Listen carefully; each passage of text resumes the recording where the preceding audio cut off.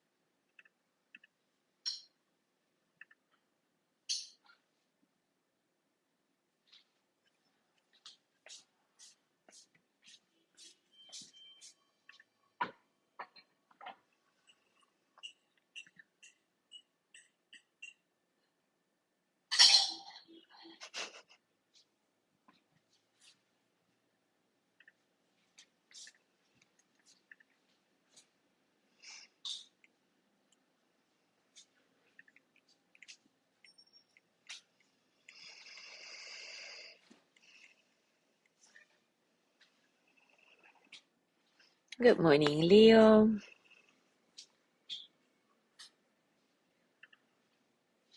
I see that people are joining, but I don't see everybody's name. I see just the numbers. So if you want to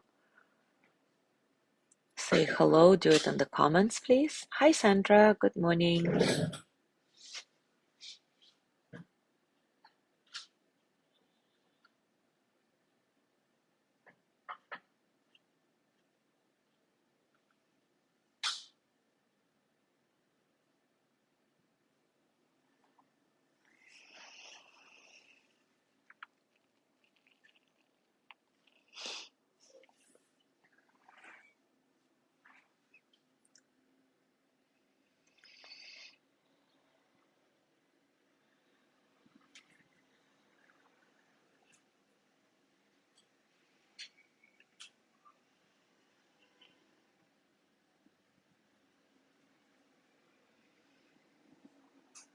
Good morning, Judy.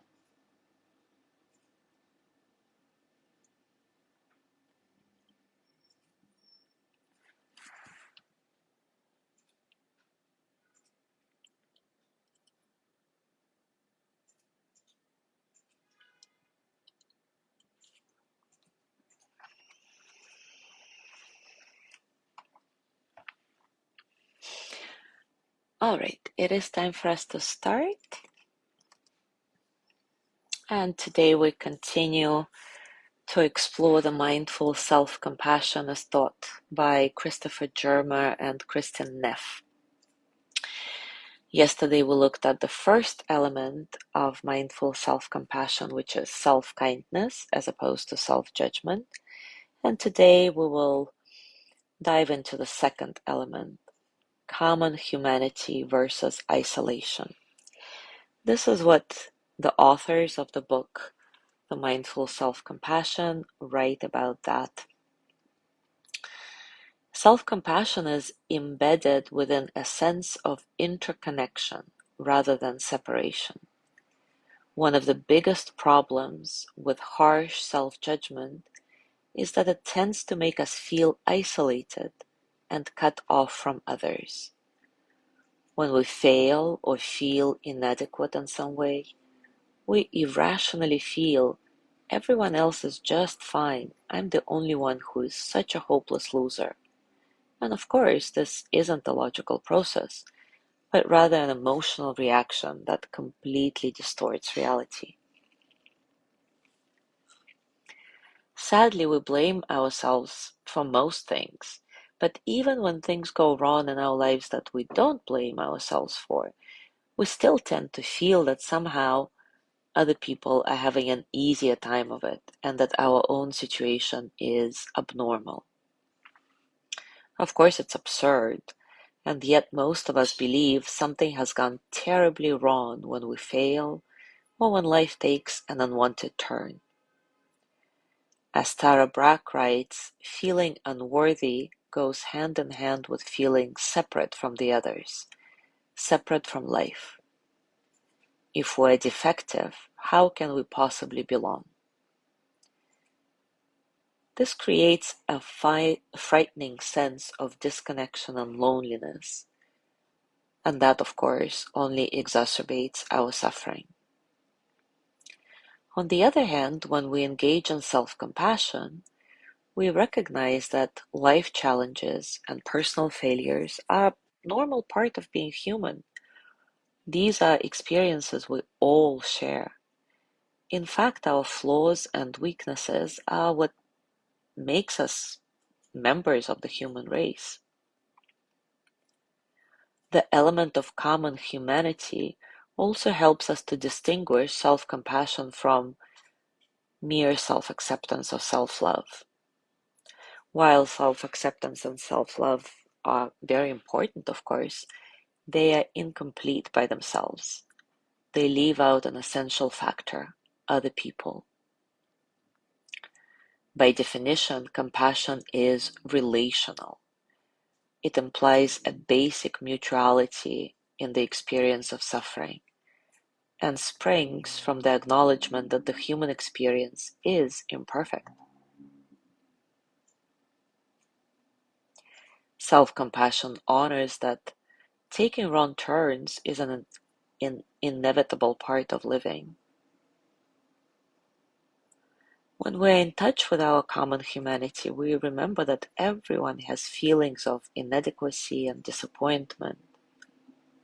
The pain I feel in difficult times is the same pain you feel.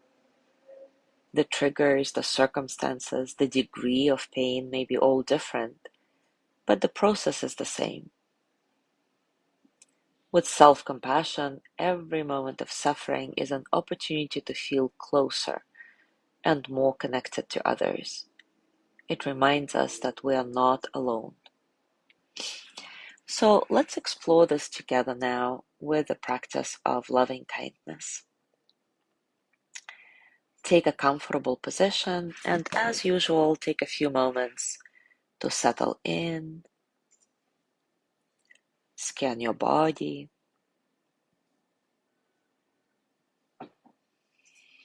land in the here and now.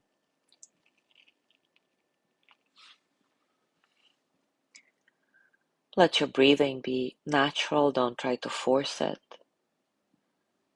Maybe observe how your breath flows through your body in and out, how your body responds to your breath.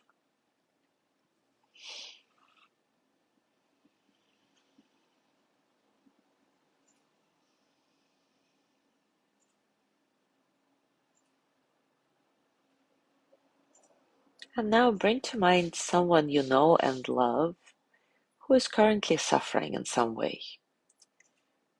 Maybe they're going through some emotional issues or experience physical pain. Whatever it is, give yourself a few moments to really acknowledge their suffering.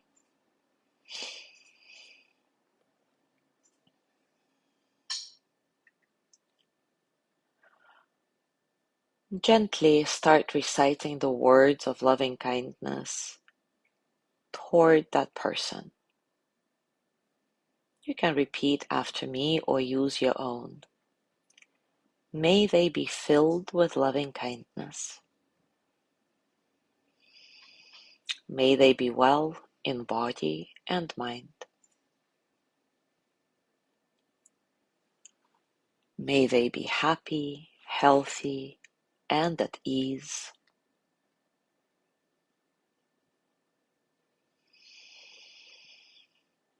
May they find what they're looking for.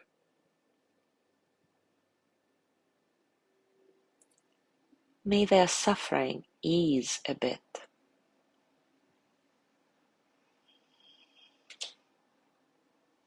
May I see this person as a real, breathing, three-dimensional being who, just like me, wants to be loved and at peace.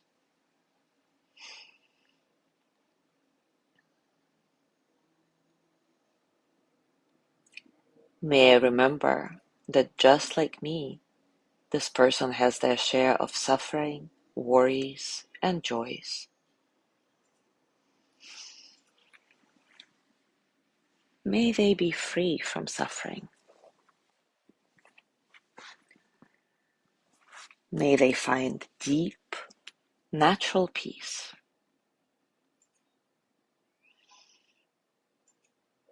Notice what your first reaction is as you're reflecting on the suffering of a loved one. Does your brain start racing in search of immediate solutions?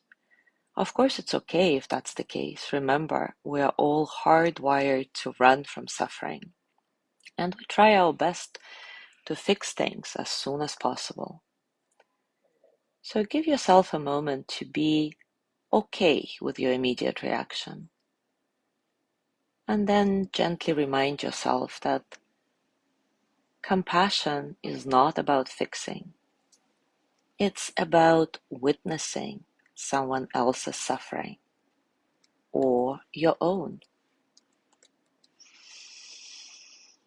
It's about sharing our humanity. And continue with a loving kindness. May they be filled with loving kindness. May they be well in body and mind. May they be happy, healthy, and at ease.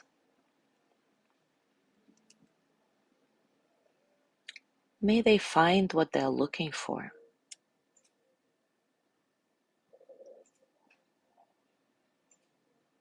May they be free from suffering.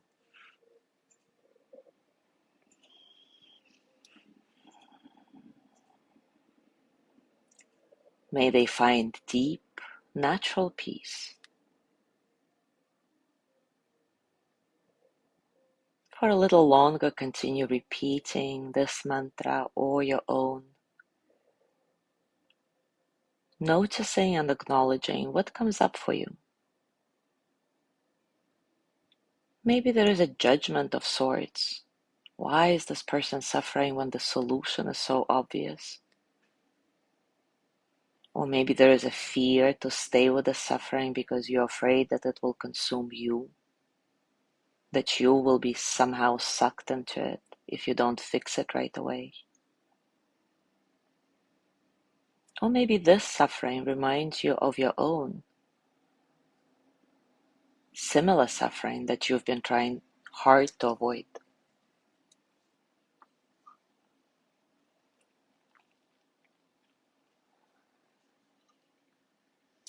Whatever comes up, acknowledge it gently.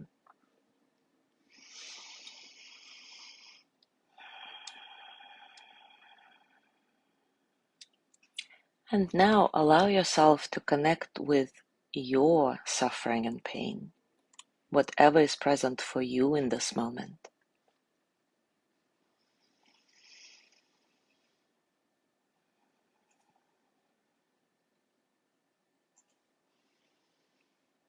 If you want to, you can put your hands over your heart, or one hand on your belly, the other on your heart, and start sending loving kindness energy to yourself.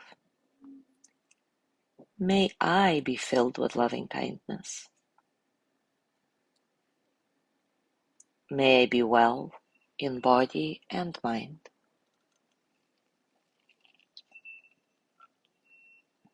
May I be happy, healthy, and at ease.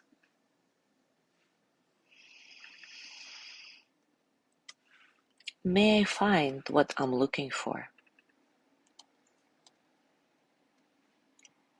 May my suffering ease a bit.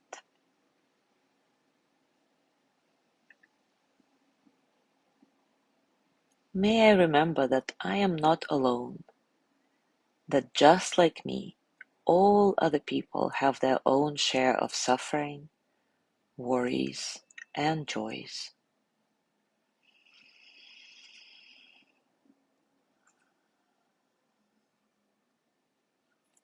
May I release harsh self-judgment.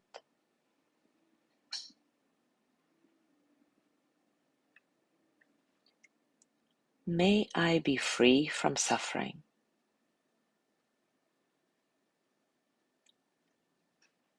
May I find deep, natural peace.